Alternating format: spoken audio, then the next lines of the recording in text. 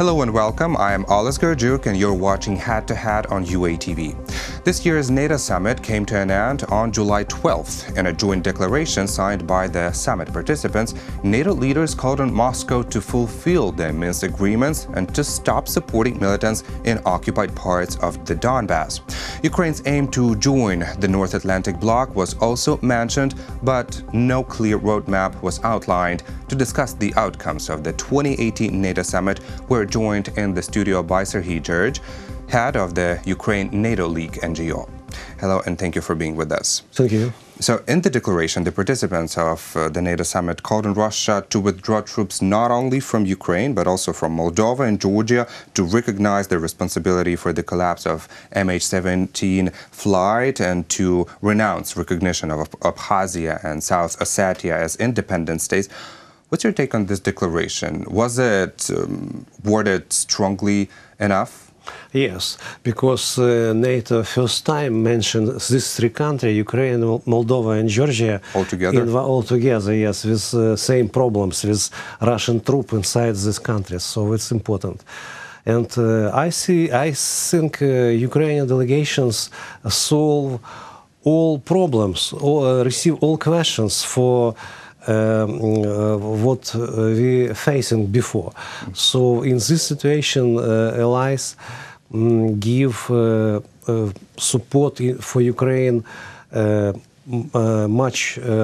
quite enough that they can do it in this situation. What support can we expect now from NATO? No, first of all, we draw attention of NATO to regional security, to Russian-Ukrainian war, to occupied Crimea, to militarization of Russian troops, the Crimea, to security in Black Sea region. Also, we draw attention to capacity of Ukrainian army.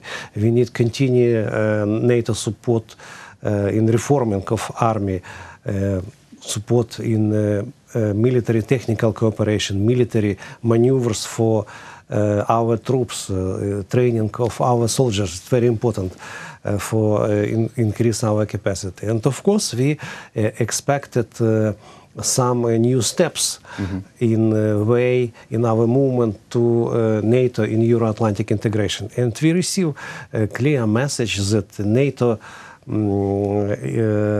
agree with all decisions made in previous summit, start with from Bucharest 10 years ago in the next summit. So NATO take open doors for Ukraine. It's very important for us. So NATO meets Ukraine's aspirations to join the alliance, but what are the conditions for our country? No, first of all, to comply with NATO standards, and second of all, to stop the war, and then we can join the bloc? I'm not sure on that, but sometimes we heard from analysts that in period when we have war, when we have occupied territory, it's impossible to be member of NATO. I am not sure, I am not agree with it, because NATO, this is not about cultural process. NATO about security and defense. Security sometimes have problem with war, and if we will see NATO documents from the beginning, Washington Declaration, there is no mention about something occupied territory and war. There is clear message that Ukraine, that European country who support this document, who support democracy, should be member of NATO. And especially keeping in mind that NATO, in the latest declaration, recognized that Russia challenges the alliance and Russia is undermining Euro-Atlantic security, so they recognize this, and the rules-based international order. But at the same time, Russian media emphasizes on one particular sentence that NATO does not seek confrontation or poses no threat to Russia. Why would they include this phrase? Doesn't it nullify all the condemnation? No, first of all, we need to see at the beginning of problem. Beginning of problem is Russian behavior. Russia is aggressor. Russia start war in Ukraine, in Syria, has influence in election process in Europe, in US. Russia provide cyber war against US, for example. So this is reasons that NATO increase activity, increase capacity, and try to protect eastern part of NATO. Speaking of the United States, they were declaring that the United States wants Ukraine to become a legitimate NATO member. And during this summit, the American delegation that was headed by President Donald Trump intended to support Ukraine's aspirations and Georgia's aspirations to join NATO. Did they? Yes, I think we need to focus now on our internal reforms. If we change our army, if we reach some criteria and standards of NATO, it become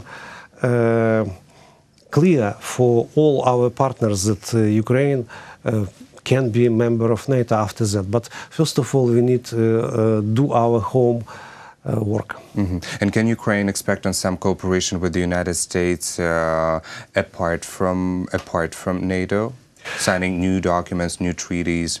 No, maybe, but I think first of all we need to cooperate not only with institutions like NATO, EU, but also with single countries. For example, with US, we receive from all these years of Russian-Ukrainian war maybe $760 billion from US. To Billions? Millions. Millions. Okay. Millions. I get surprised about billions. The United States permanent representative to NATO, Kay Bailey, before the summit was very optimistic that this summit would promise to be very substantial and meaningful. I want to quote her. She said that it will be one of the most productive ones we have ever had. Was it that productive? And if yes, what are the greatest achievements? Well, probably for the United States, I assume. First of all, President Trump is a new president. He is not professional politician. He is from business side, so he tried to do to put something new in international dialogue. So it was interesting, of course, for journalists, for people. But as a result, I think the NATO allies try to put more attention to security. We understand that all this country will increase their expenses for military up to 2% of GDP. So I think it's influence of Trump for these leaders. Yes, of course, and let's just remind our audience that he accused the most powerful European country, Germany, of being Russia's captive. If somebody doesn't remember about this, this was said over Germany's buying gas from Russia. But how do you think will these words influence the creation of the Nord Stream 2 gas pipeline? Because basically the message of the U.S. president was pretty clear. He wanted to increase the purchase of American gas and reduce the dependence on the gas from the Russian Federation. And if the Europe doesn't agree to buy gas from the United States, well, why would the United States pay for their security? I agree with Trump in this. Germany could buy gas not from US but from Arabic countries, for example, but it's possible to decrease number of Russian energy supply because, of course, it's dangerous for energy security of all Europe. And I think when Trump and Merkel spoke about Nord Stream 2 in such level, it's very clear, very open for all. We hope maybe this pipeline not will be built as well. But why did he single out only Germany if some other countries do also support this decision and do buy gas from Russia? I don't know. It's when we have trouble with Russia, and Russia is existential some threats to European countries, why we don't organize real sanctions against Russia. Real sanctions, I mean, stop to buy oil from Russia, and maybe not stop, but very decrease number of gas from Russia. This is a very interesting argument to stop buy oil from Russia, but do we have any other alternative? Does Europe have any other? Norway. What are the? Absolutely, Norway and East, for example, Arabic countries. It's possible to cover all European necessity. Really? Absolutely, and we can give start for that. We can really to decrease to buy oil from Russia, because Russia tried to conquest even Arctic place to mine oil from this territory. It's very dangerous for environment of this region. But then, does Ukraine provoke a dialogue about this? Because that's clear Ukraine's interest. I think we can increase these questions when we speak about